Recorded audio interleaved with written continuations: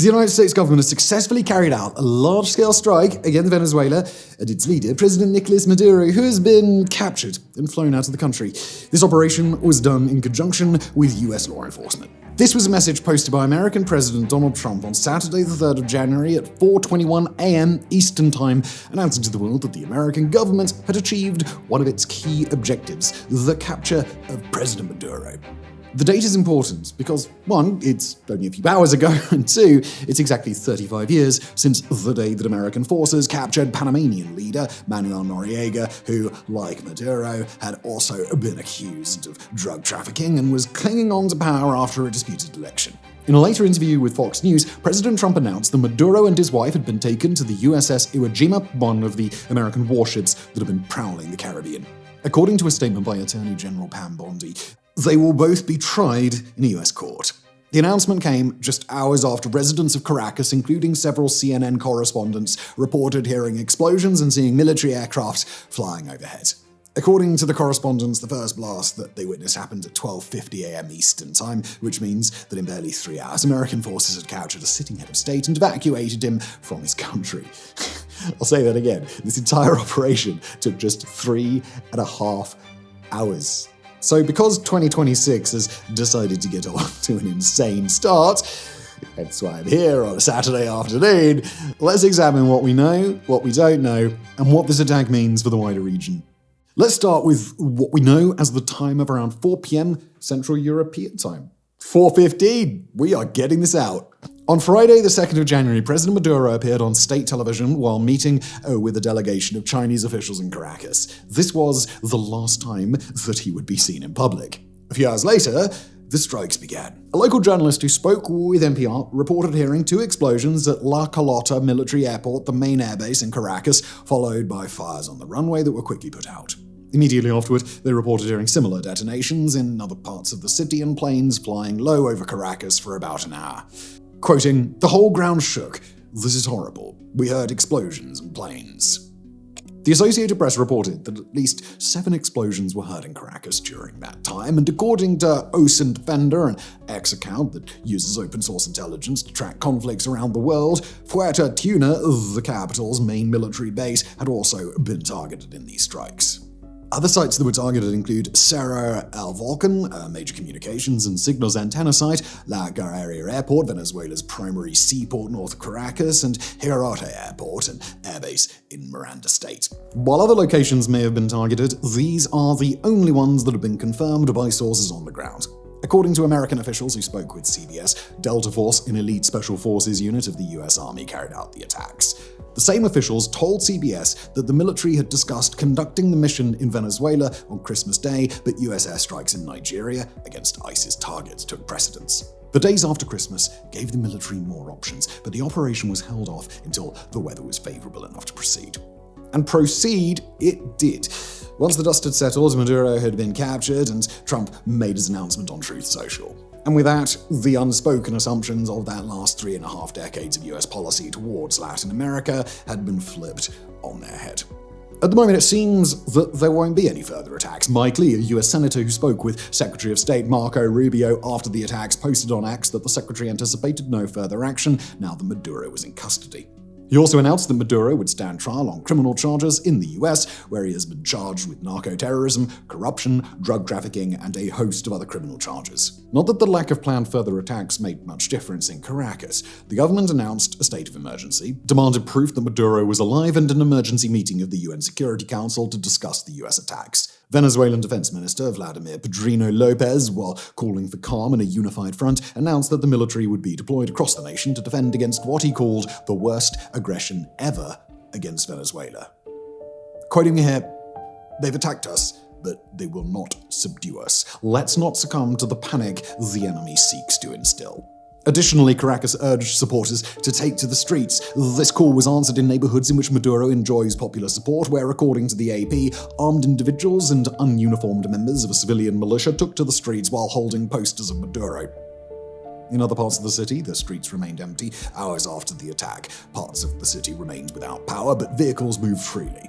Outside of Venezuela, reactions have been varied, to say the least. In Latin America, Argentinian President Javier Milei celebrated the news, saying that freedom had finally come to Venezuela, while Colombian President Gustavo Petro, who has also been a target of Trump's ire, condemned the strikes as an assault on the sovereignty of Latin America. Warning of a humanitarian crisis.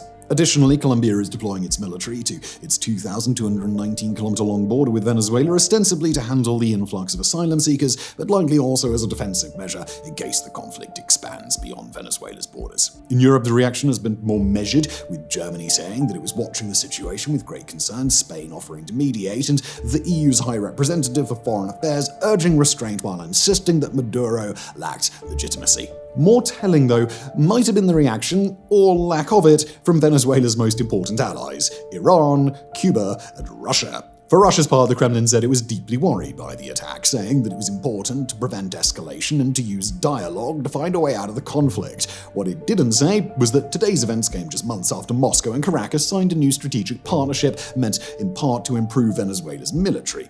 A partnership that seems to have been about as useful to Caracas as Iran's partnership with Russia was for Tehran during last year's war with Israel.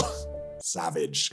Speaking of Tehran, Iran's foreign ministry described the attack as a flagrant violation of the national sovereignty and territorial integrity of Venezuela, while Cuba's President Miguel Diaz-Canel Bermudez called for the international community to denounce what he described as state terrorism against Venezuelan people.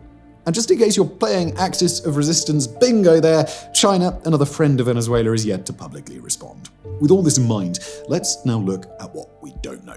First, there is the question of the legality of the strikes. While Senator Lee, a constitutional lawyer, insisted that the Trump administration was justified in conducting the strike since the president had the authority to protect U.S. personnel from an actual or imminent attack, Democratic lawmakers, including Senator Andy Kim, a former diplomat, have termed the action illegal, saying that it put American lives at risk and signaled to other superpowers that targeting a sitting head of state is acceptable to the U.S. government. Now, we're not experts on the nuances of the American Constitution, but we can guarantee that this is a question that Congress and possibly the Supreme Court will have to answer at some point in the future. Second, we don't know who is now in charge of Venezuela and how long their rule will last. At the moment, it seems much of Maduro's inner circle survived the strikes, and the vice president will take over, maintaining the current status quo. However, there are two distinct scenarios that we have to consider. One, that America negotiates with the remaining government officials to hand over power to Edmundo Gonzalez, who Washington recognized as Venezuela's rightful president after the contested 2024 elections. Or two, that the military takes advantage of the confusion and disarray created by the American strikes to seize power in a coup. It wouldn't be the first time that the military sought to gain power by taking advantage of a crisis. This was a fear expressed by Pedro Reyes Arroyo, a Venezuelan entrepreneur who, speaking exclusively to WarFronts, said that the vacuum of power left in Maduro's absence could embolden individuals in the military to launch violent bids for the presidency, resulting in, and we'll quote him here, a bloodbath. If the second scenario were to occur, there is the possibility that Washington will be forced to launch another operation to install a government that has their support.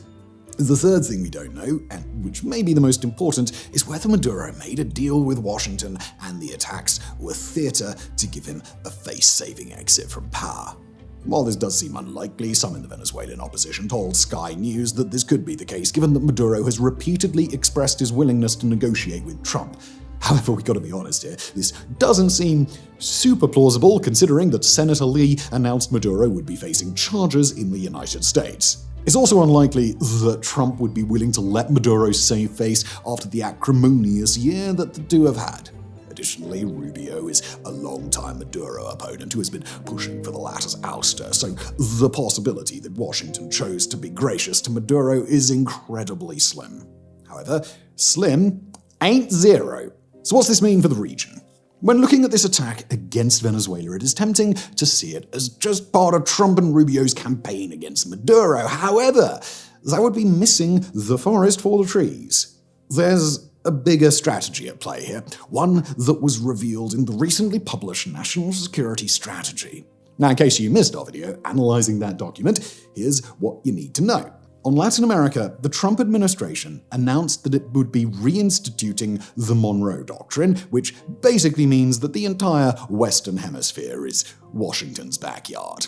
Other superpowers, they're not welcome, and regimes in every country need to be aligned with America's interests, or they will have to deal with an angry Washington. This is why the operation matters far beyond Venezuela's borders. Every leader in Latin America is now watching and calculating. If the United States can conduct a decapitation strike against a sitting president in a matter of hours, what does that mean for their own security? What red lines exist anymore?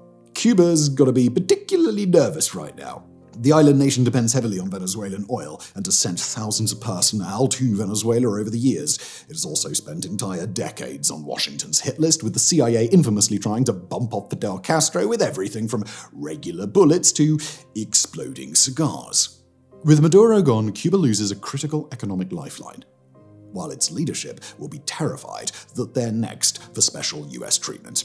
Nicaragua's Daniel Ortega, another vocal critic of Washington with close ties to Russia and China, must also be wondering if he's on the list. And while Colombian President Gustavo Petro is likely safe due to Bogotá's long history of cooperation with Washington, he is likely, at the very least, feeling a bit anxious today. But it's not just America's adversaries who should be recalculating. Even friendly governments should be asking questions about what their relationship with Washington means for their rule. Mexico's President Claudia Sheinbaum has maintained a delicate balancing act between Washington and her own agenda. Now, she undoubtedly faces pressure to more definitively support what Trump wants, even if it goes against what she wants.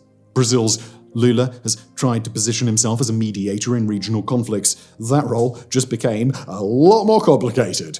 The operation also changes the calculus for Chinese and Russian investment in the region. Beijing has poured billions into Latin American infrastructure, mining and energy projects. Moscow has sold weapons and provided technical assistance to several governments. Both have used Venezuela as their primary foothold in the hemisphere. If Washington can remove a government this decisively, does that make other countries think twice about deepening ties with Beijing or Moscow? Or does it push them to seek stronger guarantees from those powers? And do these guarantees mean anything in the face of a Washington that has proven extremely capable of removing a leader in his own capital city? Again, we have to insist here. The entire operation took less than 3 hours and change. That's so short, it makes Israel's decisive 12-day conflict against Iran look like the 30 years war. There's also the question of what happens to Venezuela's oil. The country has the world's largest proven oil reserve.